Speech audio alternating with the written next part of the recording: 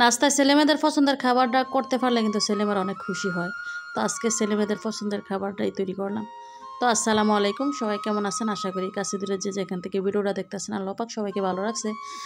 আলহামদুলিল্লাহ আমিও ভালো আছি, আর সবাই সবসময় ভালো থাকেন, সবার জন্য দোয়া রইল ইনশাল্লাহ। তো এই তো সকাল থেকে ভিডিওটা নিচে আজকে আলু ভাজি আর হচ্ছে রুটি করবো।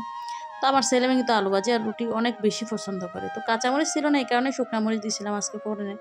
আর আলুটার সাথে কিন্তু হলুদের গুঁড়া, মরিচের গুঁড়া, লবণ সব কিছু দিয়া তো এখানে তেলের মধ্যে কিছুক্ষণ ভাজা নিব। তো ভাজা কিন্তু এই তো ডাকনা দিয়ে ডাইকা নিলাম। আর আলু ভাজিটা হইতে হইতে কিন্তু আমি এখানে রুটিটা বানাই নিব। আর রুটিটা বানানো হইলে কিন্তু হইতে দেখা গেছে আলু ভাজি হয়ে যাবে। আর আলু তো সময় লাগে না আলু ভাজি করতে, অত বেশি সময় লাগে না আর কি। তো আসলে অনেক পছন্দ করে ওরা আলু ভাজি রুটি, তবে তেমন কইরা বানানো হয় না আর কি। দেখা গেছে শর্টকাট ডিম ভাজি, ওই ডিম ভাজির এই সময়টা কিন্তু একদমই কম লাগে, তো বেশিরভাগ ওইটাই করা হয়। মাঝে মাঝে ওরা পরোটা খায়, তবে সিদ্ধ আটা রুটি দিয়ে কিন্তু ওরা এই আলু ভাজি খুব বেশি পছন্দ করে।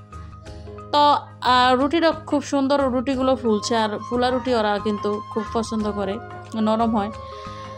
তো এই তো নাস্তা বানানো শেষ করলাম। তো নাস্তা এক এক করে খাইয়া ওরা তো স্কুলে চলে যায় আসলে ছেলেমেয়েরা। তো এখন দেখা গেছে আমি ওই দিন কিছু কাটা ছাড়া মাছ রাখছিলাম, ফ্রিজে অনেক মাছ ছিল এই কারণে।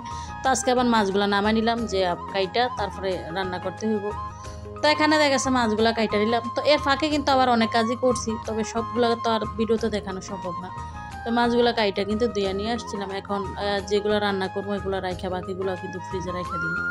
তো শিং মাছটা কিন্তু আবার দেখা গেছে ডইলে একদম সাদা কিরা নিছিলাম। তো আসলে ডলা দিলে খুব সুন্দর, স্বাদ হইলে কিন্তু দেখতেও ভালো লাগে আর কি।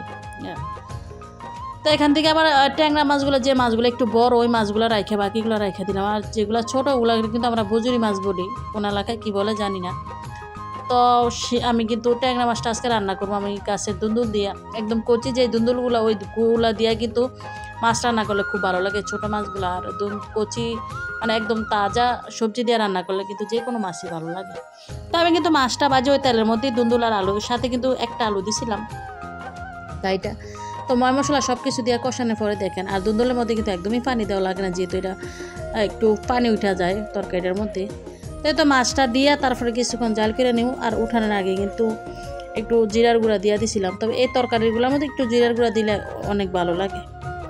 তো আমার কিন্তু তরকারিটা রান্না শেষ হয়ে গেছে, আর আমি দুন্দুলের ভর্তা করবো। আর অফ ক্যামেরায় কিন্তু আমি ডাল রান্না করছিলাম, যখন মাছটা কাটছিলাম তখন কিন্তু ডালটা রান্না করা হয়ে গেছে, কারণ সময় বেশি লাগবে, কারণে ডাল বসাই দিছিলাম। তো দুন্দুলটা হচ্ছে একটু বাতি দুন্দুল, আমাদের এলাকার যারা আছে তারা অবশ্যই জানো। ওই দুন্দুলা সিদ্ধ করে ফাটায় বাইটা কিন্তু এইভাবে ভর্তা করা হয়, সব ময় মশলা দিয়ে তেলে ভাজা হয় আর কি। তবে এই ভর্তাটা কিন্তু খাইতে অসাধারণ লাগে, আমার ছেলে খুব বেশি পছন্দ করে। তো শেষ পর্যন্ত ভিডিওটা যারা দেখলেন সবাইকে অসংখ্য ধন্যবাদ। ভালো থাকবেন সবাই, আল্লাহ হাফেজ।